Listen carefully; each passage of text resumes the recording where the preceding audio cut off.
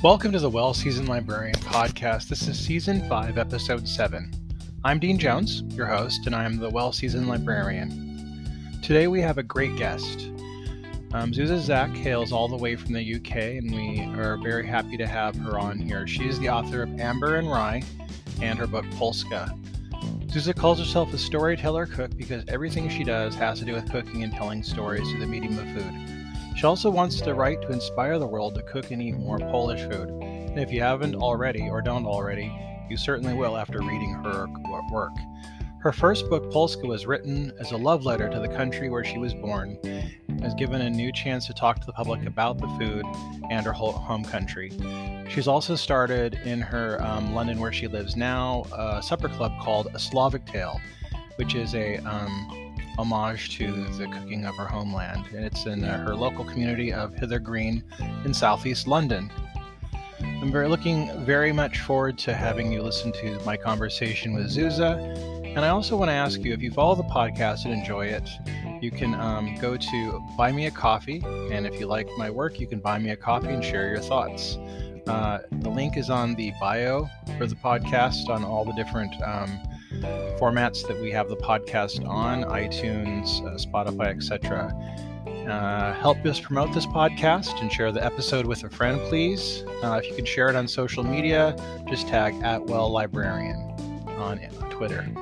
You can follow the Well Seasoned Librarian Podcast on Spotify and get notified when new episodes are released. So now we're going to go ahead and go right to the conversation with author Zuza Zach. Welcome to the Well Seasoned Librarian Podcast. Today I am very honored to have on my program Zuza Zach. She's written Amber and Rye and Polska. Zuza, thank you for being on the show today. Thank you so much for having me. It's a pleasure to be here. Now, for our listeners that are unfamiliar with your work, can you tell us a little bit about yourself? Okay. It's kind of difficult to find a job description for myself, as what I do is a little bit niche. But I call myself a storyteller cook, and I think that describes it quite well.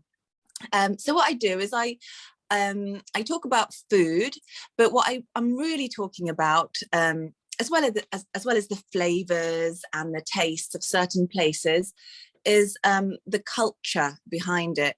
That's kind of my real interest, and I focus on the food and culture of Eastern Europe. Okay, so I want to talk to you about the idea of the storyteller cook. I've heard you describe yourself as that more than once. Can you talk about that a little bit? Sure. I guess the idea is that every food that we eat tells a story. You know, it's more than just the time that we're eating it. You know, the present moment. Of course, it's great to be mindful when you're eating and all that, but it's also quite nice to remember that it's tied to the history of it, maybe a certain place or your own history, of course. I mean, everyone has their own kind of nostalgic foods. And this is, I guess, all about stories. Human history is history. So, you know, it's, for me, it's talking about the food in a certain kind of way, which I guess makes it more interesting. Now, you were born in Poland and you immigrated to the UK. Can you tell us about what it was like to live your early childhood in Poland? Sure. So it was communist times when I was in Poland, which makes me feel very, very old when I say that, because it feels like another era. So in many ways, of course, it was difficult, but, you know, as a child, you don't really feel all those difficulties that adults do when they're trying to make everything work in a country like that. So it was quite grey times in a way, because, you know, lots of concrete and everything felt generally quite grey and heavy. But at the same time, there was a wonderful community spirit and a family spirit, and I had a very large extended family. So I also remember a lot of kind of family warmth, and families really helped each other out in those days, in terms of food, in terms of childcare. So in a way, having that kind of community around you feels like a kind of big protective hug as well. So I do look on those times quite nostalgically as well. Now, what was it like for you when you moved to the United Kingdom? It must have been quite a culture shock for you. Of course, yeah. I mean, I was 8. I had been, I think, a couple of times. I see some pictures of myself sometimes in England when my dad was working here, but I didn't really remember it so much. But when I moved, I remember on the ferry to England spending my whole time in the shop. It was about 8 hours on the ferry. And I was just in the shop looking at all the colourful packaging. So there was that kind of really sort of starstruck element where, you know, the colourful packaging, the adverts and everything, I really felt like I was, you know, in the West, which was very exciting for me. However, there was also quite a dark, lonely side because I didn't have my whole extended family there. I was very much an outsider and I didn't know the language. Tell us about your book, Polska, and how did you come to write it? Yeah, that's interesting because it was a very long process for me.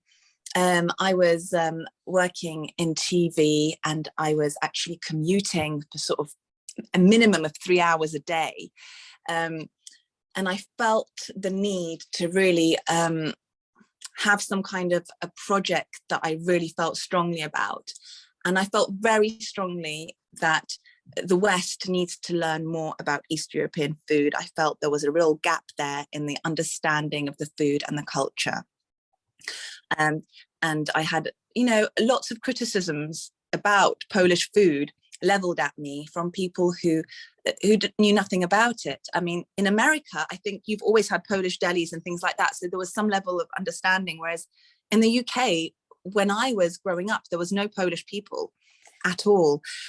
So, well, there was the Polonia from the World War II, but from my generation, in my school, for example, there wasn't any other Polish people, you know, in my class or in any of the classes from my age or anything like that. So, and I kind of went through my teenage years and my 20s, kind of trying to sort of explain a little bit about Polish food to sort of people who didn't really care, I guess. You know, people love to level criticisms at you and then just not listen to any kind of retort. And this is why I sort of started writing the book, because I felt like you need to show people, really. People learn through experience, and food is a wonderful, inclusive way of showing something. Yeah, people I don't think know much about Polish culture or Polish food, and I think they just make assumptions. They fill it in their heads and they tell you, and you're like, wait a minute, yes. I actually know about this. It must be kind of weird. That, yeah. And it was annoying. It was annoying. So this is why I started writing the book. And I was doing it just for half an hour a day at first, because I was commuting all the time, so I didn't really have time. I had a full-time job, but I found that if I wake up early and just do half an hour of working on my book a day, it gave me energy for the whole day. You'd think I'd be more tired because I'd be waking up early, but actually it was giving me energy. So I felt like I was on the right path. Now, you said that Polska was a love letter for your native country. Can you talk about that a little bit? Sure. Yeah, I mean, I guess if you look at Polska, it's very much like a rose-tinted view of like, you know, all the good stuff about my childhood. I felt there was just so much criticism of Polish food that it felt like I needed to balance it out with showing the beauty of that culture. And in many ways, I kind of looked past the communist years and did a lot of research into the history of Polish food to kind of find like hidden recipes and that kind of Polish atmosphere that sometimes often during the communist years was lost. Now, I noticed that Polska has a lot of information and recipes that are also involved in foraging and wild foods are very important in the Polish recipes. Can you talk a little bit about that? Absolutely. I think foraging and wild foods are important in all the East European countries. They have been for centuries and centuries. I think it's, I always think, mushroom picking is it's like a national pastime, but in a way it's kind of more than that. I think of it as the sort of East European forest bathing, because there are lots of kind of folkloric superstitions and things as well to do with foraging. And for example, if you're foraging for mushrooms, you shouldn't really talk, because you'll scare away the mushrooms and you won't be able to find them, that kind of thing. But it kind of means that you're doing it in silence and you're appreciating your environment. So I think there's definitely kind of a meditative element to foraging. And then there's also the element of there being food shortages. So, at various times in history, foraging was also a way to kind of sustain yourself and add variety to your diet. Now, tell me about your book, Amber and Rye. How did you come to write it? Well, there was quite a long gap between Polska and Amber and Rye for various reasons. So I guess I started off, I knew I wanted to carry on writing about Eastern Europe, because this is something I know about and I feel passionately about. But after Polska, even though it was very well received, East European food was still considered very niche. So it was quite a sort of difficult journey to find that next kind of book that a publisher would want to publish and people would be interested and want to read from Eastern Europe. So I had various ideas, and then I started looking into the Baltic countries, which I've always been interested in because my grandmother came from Lithuania. And as I started looking into those Baltic countries, I saw that there was a food renaissance going on, rather similarly to Warsaw and other parts of Poland, all the Polish cities having sort of food renaissance, but also the Nordic countries. And that was interesting to me, this kind of link between the Nordic countries and Poland. And then as I was looking into it, my dad just received a DNA test for Christmas, just as a separate event. And it turned out that his heritage was half Baltic, half Pole, which was interesting to us because my grandma, even though she was from Lithuania, she always maintained that she was Polish. And then kind of digging further into this, I discovered that there were plenty of genetically Lithuanian people that actually felt Polish because of the Polish-Lithuanian Commonwealth and it being the same country for quite a long time. Right. So there was like an interesting kind of element there. And once I kind of started digging deeper, I really felt that this was the idea that I needed to commit to. Now, in the book, Amber and Rye, there's a lot of mention of fermentation in cooking. That's very important to the process of cooking in that region. Can you talk about that a little bit? Absolutely. In all those East European countries, northern East European countries, southern as well, basically it's a way of surviving through the winters. And, in England, things will still grow in the wintertime, but the temperatures in those countries are completely different and the ground is frozen over. So you need those fermented foods.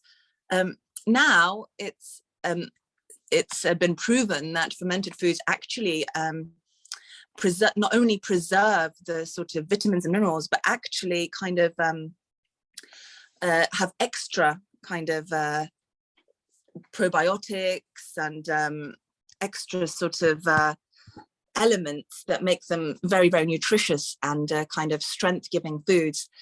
And I think over the centuries in those countries, it's just become a way of life. It's just part of living and eating in the winter time, but also the flavor, it's something that the sour flavor is something that we love.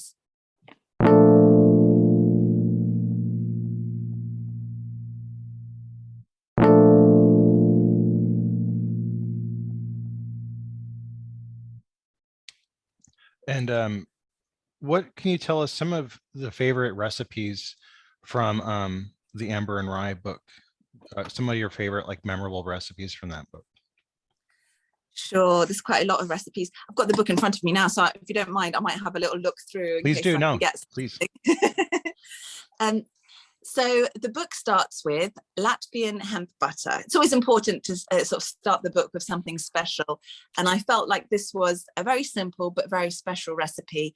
It was given to me by my friend Linda from Riga, who gifted us this sort of hemp butter. And it was used for centuries to have like a nutritious spread on journeys, especially by merchants and travelers. And now it's kind of had a sort of little kind of revival, I think, because now it comes in sort of trendy packaging with a marijuana leaf on it and stuff like that. And it's a very kind of, in its traditional form, it's a vegan spread, and it's very crunchy, and it can be eaten sweet or savory. There is something of peanut butter in it, but I wouldn't kind of, it's just like a little element, because there is a nuttiness there, but it's something quite unique. In Estonia, we have kama. That was described as the most Estonian food to me by one person we met, which is a mixture of grains which are roasted, and peas as well. They're boiled first. And then they're ground to like a flour consistency, and they will often have it in kefir, again sweet or salty. Nowadays, in kind of fancy restaurants, they'll make it into desserts. So that's another ingredient I kind of really enjoyed working with from the Baltics. And obviously there's 2 different recipes for kama in the book as well, so you can make your own. I'm just going to have a little look through to see some actual recipes. Okay, for this time of year, I love the Baltic mash with barley. Barley is one of those flavors that's just loved throughout the Baltics. This is based on a Latvian.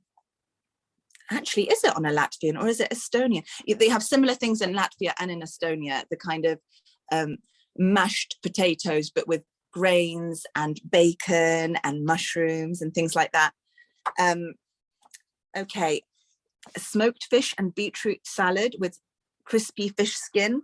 Ooh, that sounds good. Yeah, the crispy fish skin is an Estonian thing, so it's really nice to kind of use a smoked mackerel, obviously with beetroot and kind of very fresh flavors, and then use the skin for kind of making little kind of crispy things to add extra texture on the top of the salad, which I think is a lovely kind of Estonian twist. Out of desserts, I will highlight the rye bread and chocolate mousse, because yeah, for chocolate lovers, rye and chocolate is really a match made in heaven, and it's a very sophisticated kind of recipe. It's a bit denser than your average chocolate mousse. It's based on something which is called a black bread soup, actually, but it's got more of a moussey consistency. So again, this is part of me kind of making the Baltic food kind of understandable in the West, because someone in the West might not want to eat a black bread soup, and yet you add some chocolate to it, which I have seen done before in Estonia. So it's not inauthentic, it's just a little bit more modern. And you have this delicious dessert, which all of a sudden, people are very interested in. I could see why. That sounds wonderful. Yeah, it's a great one. You should try it. Now, you do a lot of research for your cookbooks. What is your research process like? Yes. Oh gosh, yes. I start off with a lot of library research. Yay. It's one of my favorite places. British Library, I love. Nice. In London. Yeah, you should visit it if you come to London. I don't know if you've been before. I've been to London, but not to the that library. But I would, when I go back eventually, I'll definitely go there now. think you should, because it's a beautiful place. You have all the ancient books which are exhibited in the middle of the building, and it's you can just go for coffee there, and there's exhibitions there, and it's a really wonderful building, more on the inside than the outside, I would say, actually. So that's one of my favorite places to start research. But also now I am doing a PhD at UCL, School of Slavonic and East European Studies, and they have Nice. a wonderful, they have a wonderful selection of East European books, as you would imagine, literally everything. So that was perfect for research. So I start off with doing that, just general research in that kind of way. But with Amber and Rye, I decided to focus on modern literature. So I read a lot of kind of Baltic modern literature, which had been translated in the last 3 years. There was a big drive to translate a lot of kind of Baltic literature. So that was really good to be able to do that. Because it's quite a modern book, so I wanted it's got some old sort of quotes and things in there as well. You know, you have like the classics, but then I wanted to give it that kind of modern feel as well, and just highlight some, you know, great modern stuff that's been written recently in the Baltic countries. And then, of course, with Amber and Rye, there was the field research, which was a 5-week trip across the Baltic states, which was really the last trip I took anywhere. And so I remember it really probably through rose-tinted glasses, but it was really wonderful. But it was with my 3-year-old, so it was also very intense. Nice. Yeah. So who are some of your favorite food writers? Oh yes, gosh, that's a difficult one, because I'll probably just pick like a handful, and then afterwards I'll be like, oh God, I didn't mention that person. But of course I have to mention Caroline Eden, who is just, you know, sometimes I write when I'm sort of stuck and I've got writer's block, I start reading her books, and then often than not I feel worse afterwards, because I think, oh God, she's so brilliant. It doesn't even feel like food writing in a way. It feels more like you're reading modern literature, and the kind of recipes are just sort of you know, within that. So I think she really crosses the genres in a really brilliant way. Nice. Yeah, so I love Olya Hercules and Alyssa Timoshkina for the work they're doing on the Eastern European front. Oh yeah. Yeah, and then I guess when you just look at food writing that you might read for just enjoyment, like sort of the books I might have by my bedside table, then I'll always find space for Diana Henry and Nigel Slater. Nice.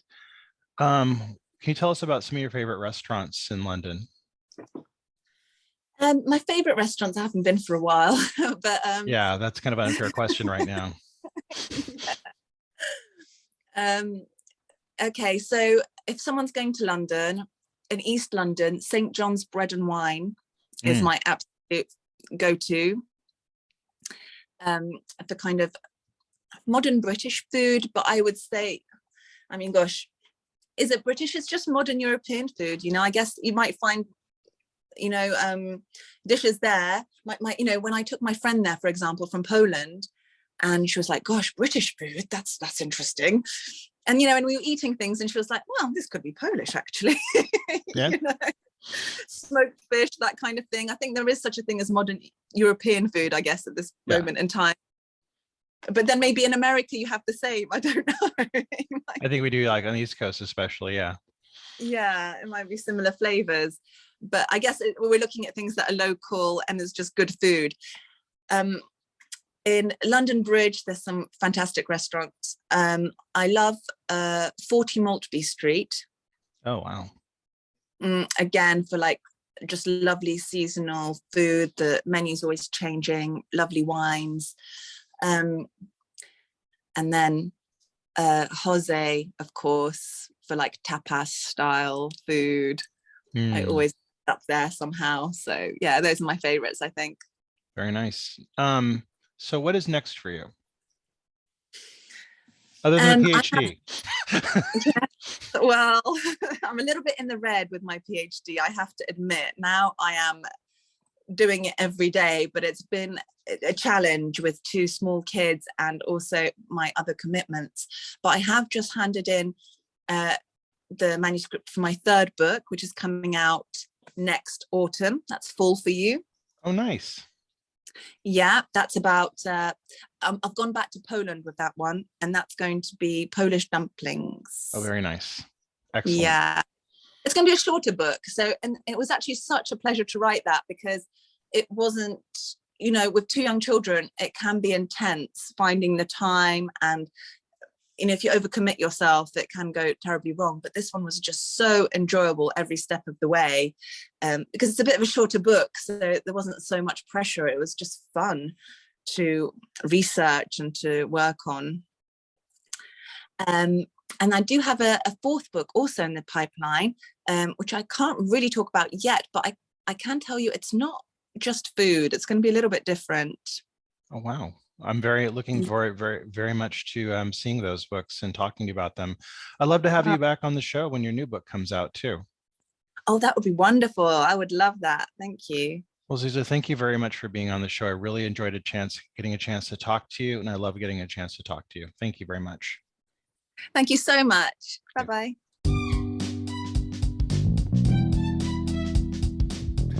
That was my conversation with Zuza Zak, author of Amber and Rye and Polska. I really enjoyed getting a chance to talk to Zuza. She was a wonderful conversationalist, and I really got a lot of information from her. So it was a really fun conversation. I hope that we get to see her back on the show when she has a new book come out. Now, coming up on Friday, we have Ken Albala, who is a food historian and a wonderful YouTube host who lives local to me. And he has a book out, Noodle Soup, Recipes, Technique, Obsession, and Beans, a History, among other. A very prolific author who's got quite a bit out. And he writes very well-researched books on the history of food and the science of food and basically everything about food. He's very knowledgeable and was a great guest. I'd love to have him on again. So he'll be on Friday. So until then, I hope you guys have a great week and happy cooking.